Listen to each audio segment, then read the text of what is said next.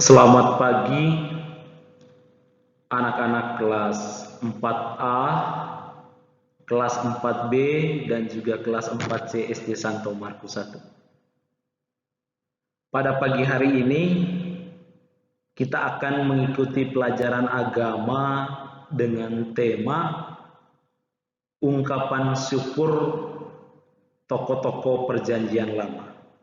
Anak-anak bisa membuka buku pelajaran agama halaman 209. Ini pelajaran 18. Anak-anak yang baik, tema ungkapan syukur tokoh-tokoh perjanjian lama ini mau menjelaskan tentang bagaimana bangsa Israel kemudian selalu bersyukur kepada Tuhan karena Tuhan itu sudah melakukan banyak hal baik untuk kehidupan mereka. Ungkapan syukur ini nanti kita bisa pelajari dari tokoh Musa yang memimpin bangsa Israel keluar dari Mesir, ataupun tokoh Raja Daud yang kemudian menjadi raja yang besar, raja yang terkenal ketika bangsa Israel itu menjadi sebuah kerajaan, yaitu kerajaan Israel. Itu nanti hal-hal yang akan kita pelajari dari tema ini. Tetapi anak-anak, sebelum memulai pelajaran kita, alangkah baiknya kalau kita buka dengan doa pembukaan.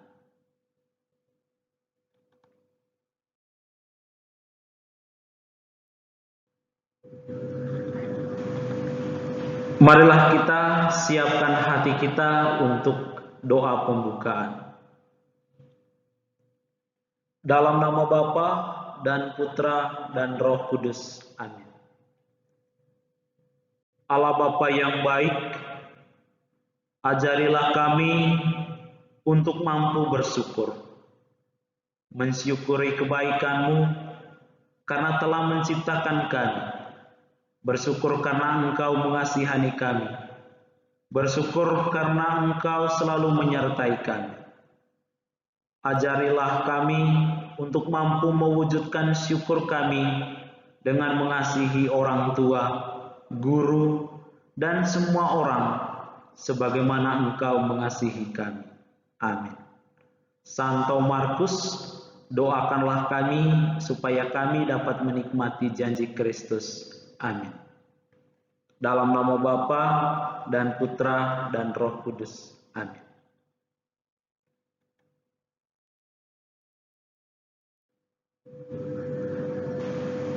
Anak-anak yang baik, setelah kita doa pembukaan, sekarang kita lihat apa tujuan kita mempelajari tema ungkapan syukur tokoh-tokoh perjanjian lama. Tujuan pembelajaran yang pertama adalah sebagai siswa-siswi SD Santo Markus 1, kita diajak untuk bersyukur dan percaya bahwa Tuhan selalu menyertai dan menopang hidup semua orang. Kemudian tujuan yang kedua adalah kita sebagai siswa-siswi SD Santo Markus 1 mampu mengungkapkan iman akan Tuhan dan syukur kepada Tuhan melalui doa-doa syukur sesuai ajaran gereja Katolik.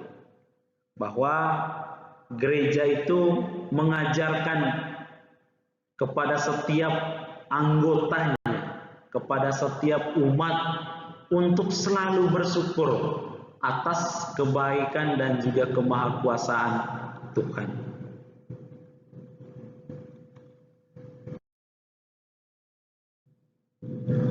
Baik anak-anak, sekarang kita lihat di bagian pengantar ya.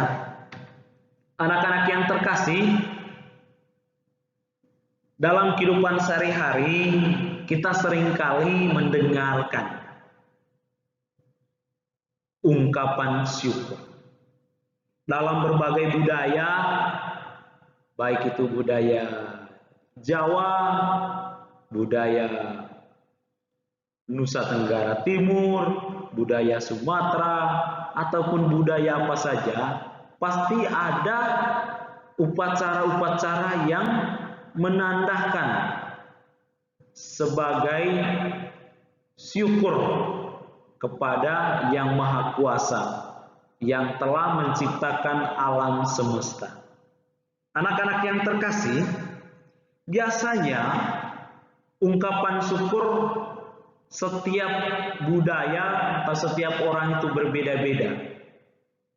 Itu tergantung bagaimana cara mereka melihat kehadiran Yang Maha Kuasa, atau dalam konteks orang beragama kehadiran Allah itu di dalam kehidupan mereka sehari-hari. Anak-anak yang baik, yang penuh dengan sukacita, pada hari ini kita mau belajar dari bangsa Israel tentang bagaimana cara mereka bersyukur kepada Tuhan yang menjadi kekuatan mereka, yang menjadi kekuatan sejarah panjang bangsa Israel. Anak-anak yang terkasih, ungkapan syukur bangsa Israel itu tidak lepas dari Musa yang memimpin mereka keluar dari Mesir. Nah, Musa ini, siapakah ini Musa? Musa ini, anak-anak, merupakan seorang Yahudi yang lahir di Mesir. Pada waktu itu, Firaun memerintahkan supaya setiap anak laki-laki yang lahir dari bangsa Israel itu dibunuh. Nah, Musa ini selamat, anak-anak. Begitu Musa dilahirkan, orang tuanya itu melindungi, tetapi kemudian mereka membuangnya ke Sungai Nil.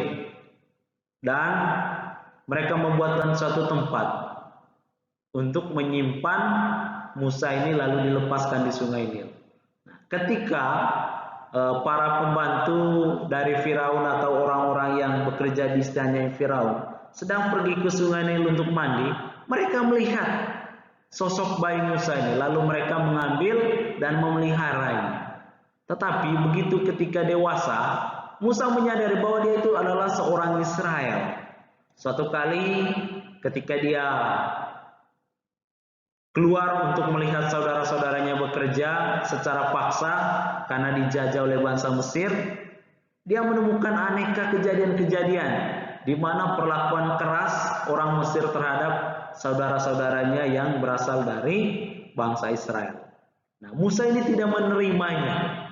Lalu terjadilah tindakan kekerasan Musa terhadap ini, dan kemudian dia melarikan diri. Ketika dia melarikan diri, dia hidup lama di rantauan. Tuhan memanggil Musa untuk membebaskan bangsa Israel dari perbudakan Mesir. Kurang lebih 400 tahun mereka dijajah oleh Mesir. Kemudian Musa pergi menghadap Firaun untuk meminta supaya bangsa Israel ini dibebaskan. Nah, anak-anak, pada akhirnya meskipun banyak penolakan dari Firaun, tapi bangsa Israel akhirnya keluar dari bangsa Mesir di bawah pimpinan Musa ini. Itulah kenapa kita mesti belajar dari Musa. Ungkapan syukur tokoh-tokoh perjanjian lama itu antara lain bisa kita pelajari dari tokoh Musa dan Raja Daud. Baik anak-anak, itu sekilas pengantar dari saya untuk pelajaran ini.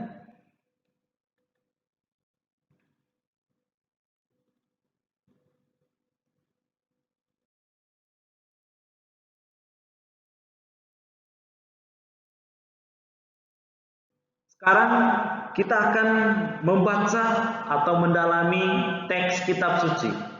Teks kitab suci yang akan kita bacakan pada pelajaran ini adalah Kitab Keluaran bab 12 ayat 1 sampai dengan 12. Kita baca bersama-sama. Berfirmanlah Tuhan kepada Musa dan Harun di tanah Mesir. Bulan inilah akan menjadi permulaan segala bulan bagimu. Itu akan menjadi bulan pertama bagimu tiap-tiap tahun. Katakanlah kepada segenap jemaah Israel, pada tanggal 10 bulan ini diambillah oleh masing-masing seekor anak domba menurut kaum keluarga. Seekor anak domba untuk tiap-tiap rumah tangga. Tetapi jika rumah tangga itu terlalu kecil jumlahnya untuk mengambil seekor anak domba, maka ia bersama-sama dengan tetangganya yang terdekat ke rumahnya haruslah mengambil seekor menurut jumlah jiwa. Tentang anak domba itu, kamu buatlah perkiraan menurut keperluan tiap-tiap orang. Anak dombamu itu harus jantan, tidak bercela, berumur setahun. Kamu boleh ambil domba atau kambing. Kamu harus mengurungnya sampai hari yang ke-14 bulan ini. Lalu seluruh jemaah Israel yang berkumpul harus menyembelihnya pada waktu senja.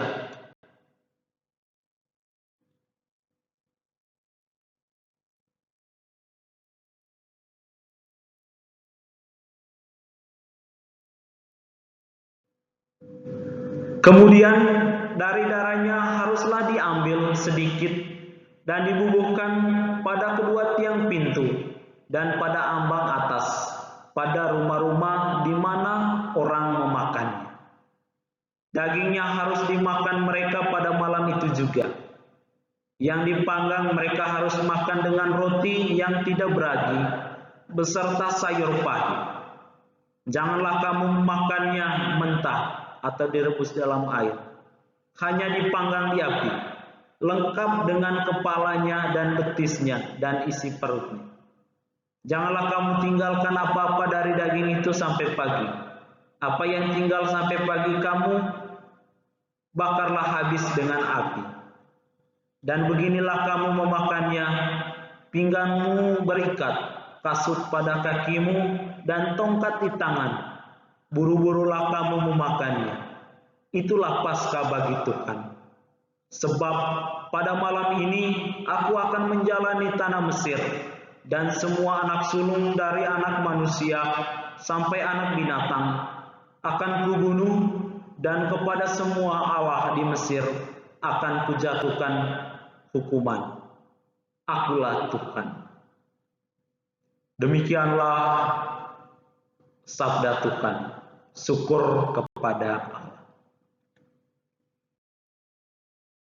Terkasih, bacaan kitab Keluaran bab 12 ayat 1 sampai dengan 12 ini menceritakan tentang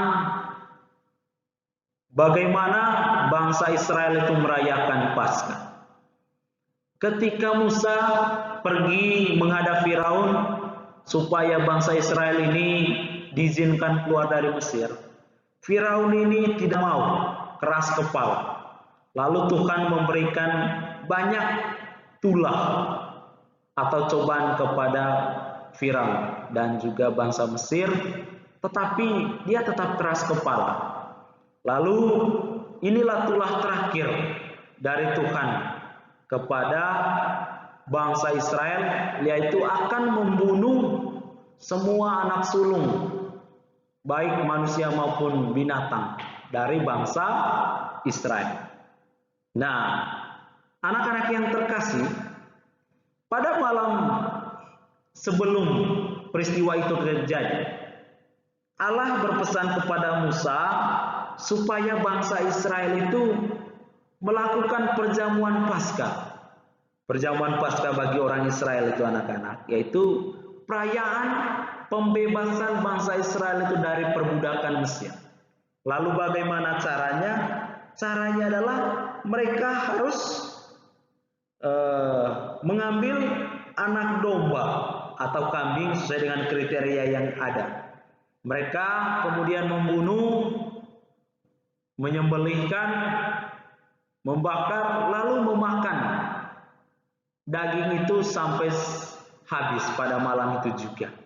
Dan darahnya itu dioleskan pada palang pintu. Nah, kenapa? Sebagai tanda supaya Tuhan tahu ketika dia melewati rumah itu bahwa itu adalah rumah orang Israel. Jika tidak ada, maka rumah itu berarti rumah orang Mesir, dan anak sulung dari rumah itu nanti akan dibunuh oleh Tuhan. Nah, anak-anak yang terkasih, peristiwa Paskah Yahudi ini merupakan peristiwa ungkapan syukur bangsa Yahudi karena Allah telah membebaskan mereka dari perbudakan Mesir. Bangsa Israel itu anak-anak merupakan bangsa yang memiliki kemampuan religius, sehingga mampu melihat pengalaman serta sejarah bangsanya sebagai pengalaman dalam bimbingan Allah. Allah menyertai bangsa Israel sejak kisah penciptaan. Kemudian dari keluarga yang hidup berpindah-pindah dari satu tempat ke tempat yang lain. Kemudian pengalaman menetap di Mesir, yang kemudian bangsa Mesir menjajah atau memperbudak mereka. Kemudian mereka keluar melakukan perjalanan keluar dari tanah Mesir dan kembali ke tanah Kanaan, tanah yang dijanjikan oleh Allah kepada bangsa Israel. Nah, mereka pun kemudian menetap di tanah Kanaan. Di sana mereka menetap dan melakukan banyak usaha. Anak-anak yang terkasih, pengalaman bangsa Israel dibebaskan dari perbudakan Mesir yang tadi diungkapkan dalam perayaan Paskah mereka menjadi titik tolak bagaimana bangsa Israel itu melakukan ungkapan syukur kepada Allah. Mereka bersyukur atas pertolongan dan karya Allah, karena mereka bisa mengalami pembebasan dari perbudakan Mesir, kemudian tinggal menetap di suatu wilayah, yaitu wilayah Kanaan, yang dijanjikan oleh Allah kepada nenek moyang mereka, yaitu Abraham, Ishak, Yakub, dan seluruh bangsa Israel. Kemudian mereka menjadi suatu bangsa yang besar, yaitu bangsa Israel. Anak-anak yang terkasih, ungkapan syukur bangsa Israel ini tentu tidak terlepas dari Musa yang telah memimpin mereka keluar dari Mesir. Ungkapan syukur yang ditujukan itu untuk atau semata-mata untuk mengakui kemuliaan Tuhan pencipta alam semesta yang sempurna, setia terhadap janjinya, dan melakukan perbuatan-perbuatan yang adil dan benar kepada semua umat manusia. Anak-anak SD Santo Markus yang terkasih, khususnya kelas 4, kita sebagai ciptaan Tuhan yang paling mulia, sebagai siswa-siswi SD Santo Markus 1, tentu saja dianugerahi akal budi. Nah, akal budi itu tentu saja menjadi suatu kekhasan dari manusia, sehingga manusia itu dapat mengalami pengalaman-pengalaman bagaimana Tuhan itu hadir di dalam hidup kita. Setiap hari kita diajak untuk merefleksikan bagaimana Tuhan itu berkarya di dalam hidup kita. Sebagai siswa-siswi SD Santo Markus 1, kita memiliki nilai singa yang layak dipertahankan. Oleh karena itu, sebagai siswa-siswi SD Santo Markus 1, mari kita hidupi nilai singa, sigap, iman, nurani, gembira, aktif itu di dalam kehidupan sehari-hari. Karena kita memiliki akal budi untuk mendalaminya. Itu saja pelajaran kita pada hari ini, anak-anak. Mari kita tutup pelajaran hari ini dengan doa penutup.